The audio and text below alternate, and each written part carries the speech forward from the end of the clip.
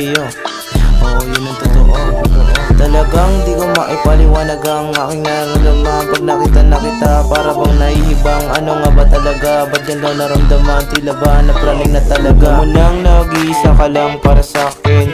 Kahit sino pang mahangin ang umamin ng pag-ibig nila para sa'yo. Hindi matutuloy yan kasi nga nandito ako ang para sa'yo. Hindi na magbibiro at di rin naglalaro. Dahil mag-ibig ang usapan, nilalaban ako. At yung kung para sa'yo, handa nang magsumugal kahit maubos ako. Basta naging totoo.